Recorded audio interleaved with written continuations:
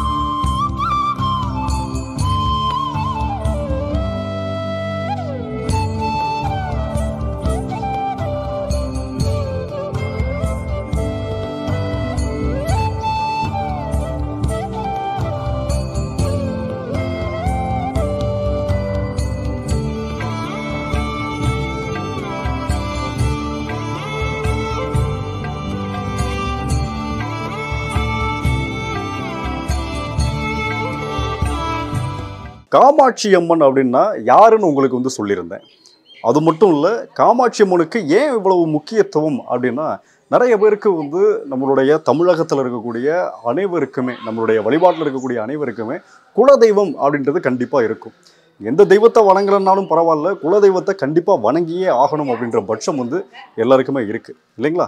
ஏன்னா குலதெய்வம் தான் நம்மளை வாழ வைக்கக்கூடிய ஒரு தெய்வம். நம்ம குலம் தலைக்கணும், அதை நல்லபடியாக வாழணும் அப்படின்றது குலதெய்வத்தினுடைய கையில் தான் இருக்குது. அதனால் குலதெய்வ வழிபாடு அப்படின்றது முக்கியமாக இருக்கணும். அப்படி குலதெய்வம் எதுன்னு தெரியாதவங்க என்ன பண்ணலாம் அப்படின்னா, ஆண் தெய்வமாக இருந்தால் முருகனை வழிபடலாம். அப்படி இல்லை அப்படின்னா ஒரே தெய்வம் காமாட்சி அம்மன், பெண் தெய்வமாக இருந்தால் காமாட்சி அம்மனையும் முருகனையும் வழிபட்டுட்டா, குலதெய்வம் எதுவுமே தெரியல, என்னன்னே தெரியல அப்படின்னா கூட தன்னுடைய குலம் நல்லபடியாக செழித்து வளர்றதுக்கு முருகப்பெருமானும் காமாட்சி அம்மனும் நமக்கு அருள் புரிவாங்க அப்படின்றது சாத்வீகமான உண்மை.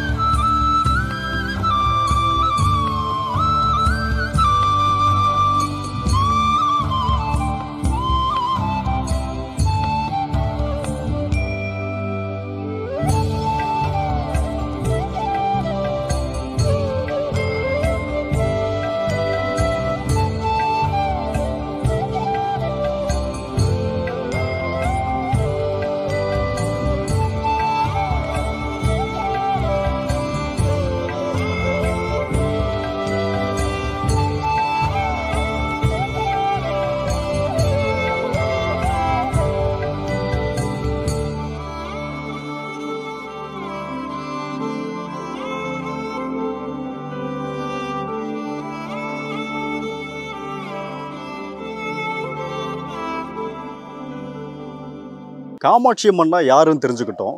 காமாட்சி அம்மன் எப்பேற்பட்ட தெய்வம் அப்படின்றதையும் தெரிஞ்சுக்கிட்டோம். குலதெய்வத்துக்கு ஒரு மாற்று தெய்வம் தான் காமாட்சி அம்மன் அப்படின்றதை நான் ஏற்கனவே சொல்லியிருந்தேன். இந்த மூங்கிலணை காமாட்சி அம்மன் கோவிலில் உள் அமைப்பு எப்படி இருக்குது அப்படின்னா, முதல்ல விநாயக பெருமானும் காமாட்சி அம்மனும் மட்டும்தான் இங்கே இருக்கிறாங்க. பிரகாரத்தில் எந்த ஒரு இதர தெய்வங்களையும் நம்மளால் பார்க்க முடியாது. ஆனால் இதுவே நம்மளுடைய அம்மனுக்கு பின்னாடி, அதாவது மேற்கு புறத்தில் மூங்கில் இருக்குது. மூங்கில் மரங்கள் கொஞ்சம் அதிகமாகவே இருக்குது. இந்த மரத்திலையும் அதன் அருகில் இருக்கக்கூடிய வில்வ மரத்திலையும் பக்தர்கள் தன்னுடைய வேண்டுதலை, அதாவது தான் வேண்டிக்கிட்டு குழந்தை பிறக்கணும்னு வேண்டிக்கிட்டு இங்கே தொட்டில் கட்டுறதையும், சில நூல்கள் சேலையை கிழிச்சு கட்டுறதையும் நம்மளால் பார்க்க முடியும். திருமணமாகலை அப்படின்னா தாலியும் கூட மஞ்சள் கயிறோடு சேர்த்து கட்டி தன்னுடைய வேண்டுதல்களை இங்கே அம்மன் முன்னாடி வைக்கிறாங்க. இந்த மூங்கில வந்து பார்த்தாலே தெரியும் உங்களுக்கு ஏகப்பட்ட தொட்டில் வந்து இருக்கிறது. இதோடு சேர்த்து நிறைய வேண்டுதல்களையும் நம்மளுடைய காமாட்சி அம்மன் நமக்காக நிறைவேற்றி கொடுக்குறாங்க.